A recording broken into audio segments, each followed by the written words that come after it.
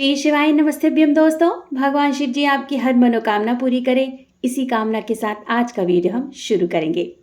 दोस्तों, साल 2024 में जीवित पुत्रिका का व्रत 25 सितंबर दिन बुधवार को पूरे विधिवत तरीके से रखा जाएगा। तो सबसे पहले मेरी प्यारी माताओं बहनों को जीवित पुत्रिका व्रत की बहुत सारी शुभकामनाएं। आप सभी जीवित पुत्रिका का व्रत अपने संतान की दीर्घायु के लिए, उनके उज्जवल भविष्य के लिए और अपने घर परिवार के लिए पूरे विधिवत तरीके से अवश्य रखें। जितिया व्रत को महत्वपूर्ण व्रतों में से एक माना गया है दोस्तों, और यह व्रत निर्जला रखा जाता है। हर माँ अपने संतान के सुखमय जीवन के लिए, उसके उज्जवल भविष्य के लिए, उसकी दीर्घायु के लिए यह व्रत निर्जला रखती है।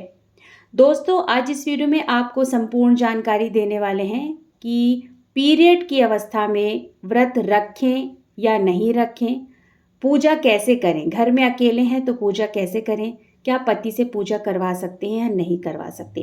तो संपूर्ण जानकारी आपको इस वीडियो में देने वाली हूं दोस्तों। तो वीडियो को पूरा ध्यान से अंत तक देखिएगा, सुनिएगा।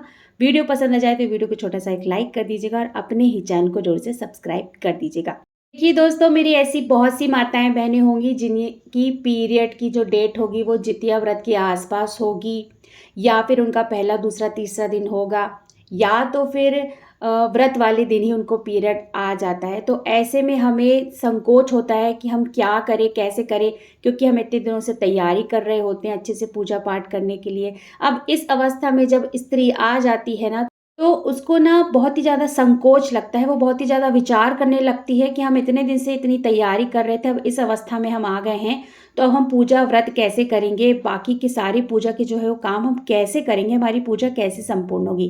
देखिए, व्रत तो आपको निरंतर पूरे विधिवत तरीके से रहना है। जैसे आप व्रत रखती आ रही हैं पहले से, वैसे आपको व्रत पूरी विधिवत रखना है। आपको अच्छे से स्नान वगैरह करना है, स्वच्छ वस्त्र धारण करना है। भले ही आप जो है वो पीरियड की अवस्था में है, लेकिन आपको अच्छे से स्नान करना है और स्वच्छ वस्त्र धारण करने हैं। मानसिक पूजा आपको अवश्य करनी है। देखिए, अगर स्त्री इस अवस्था में रहती है और विधिवत तरीके से व्रत करती है, चाहे वो कोई भी व्रत हो, तो भगवान उसके उस व्रत का पूर्ण फल उसको देते ही देते हैं। आपको व्रत का पूर्ण फल प्राप्त होगा। आप मानसिक पूजा करेंगे, आप शारीरिक पूजा नहीं कर सकती हैं, लेकिन आप मानसिक पूजा जो है वो अवश्य करेंगी। आप क्षमा याचना मांगेंगी कि इस अवस्था में हूँ, अभी आपको छूने स्पर्श करने की अवस्था में नहीं हूँ, मेरी मानसिक पूजा को आप स्वीकार कीजिए, मेरे व्रत को आप संपूर्ण कीजिए और मेरी संतान को दीर्घायु दीजिए, और उसके उज्जवल भविष्य के लिए आप इस तरह से प्रार्थना कर सकती हैं। व्रत को छोड़ना नहीं है, क्योंकि बहुत बड़ा व्रत माना जाता है। तो व्रत पूरे विधिवत निरंतर आपको रखना ही रखना है। अब ये तो बात हो गई कि व्रत आपको छोड़ना नहीं है, व्रत आपको रखना है। दूसरी बात कर लेते हैं कि पूजा कैसे करें। घर में कोई नहीं है तो कैसे पूजा करें।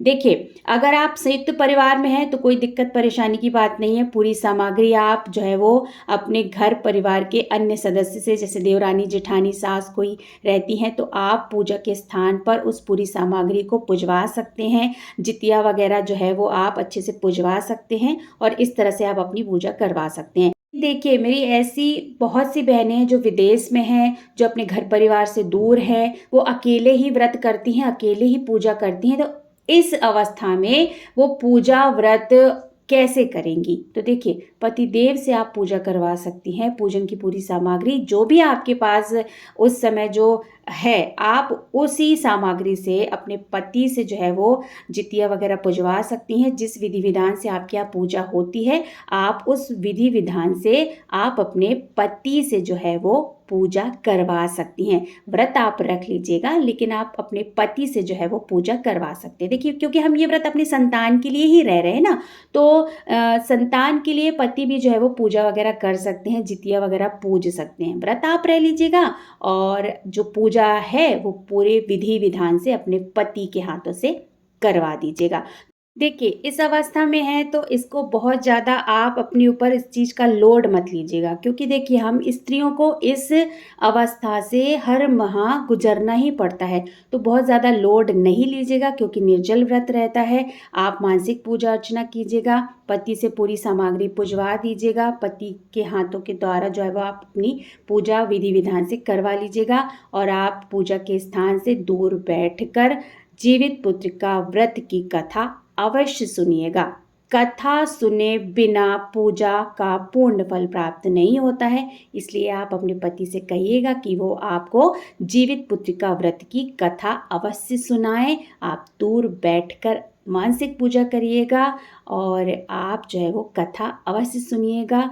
आप क्षमा याचना मांगिएगा और कहिएगा कि मेरी मानसिक पूजा स्वीकार कीजिए, इस अवस्था में मैं हूँ, आपको स्पर्श नहीं कर सकती हूँ। मेरे पास जो यथा सामग्री थी मैंने अपने पति के हाथों के द्वारा उसे आप पर समर्पित की है। उस सामग्री को, उस पूजा को स्वीकार कीजिएगा, मेरी पूजा को सफल कीजिएगा, मेरे व्रत को संपूर्ण कीजिएगा और पुण्य फलों की प्राप्ति दीजिएगा। मेरी संतान की रक्षा करिएगा। उनके उज्जवल भविष्य के लिए ऐसी कामना करते हुए आप भगवान से प्रार्थना कर सकते हैं। तो दोस्तों, यहाँ पर संपूर्ण जानकारी हमने आपको दे दी है। आशा करती हूँ आपको वीडियो पसंद आया होगा। अगर वीडियो पसंद आया है तो वीडियो को छोटा सा एक लाइक कर दीजिएगा दोस्तों। आपका एक छोटा सा लाइक हमें प्रेरित करता है और भी अच्छे नए नए वीडियो बनाने के लिए। बहुत जल्द मिलते हैं दोस्तों एक नई वीडियो के साथ। तब तक लिए श्री शिवाय नमस्तुभ्यम। धन्यवाद दोस्तों।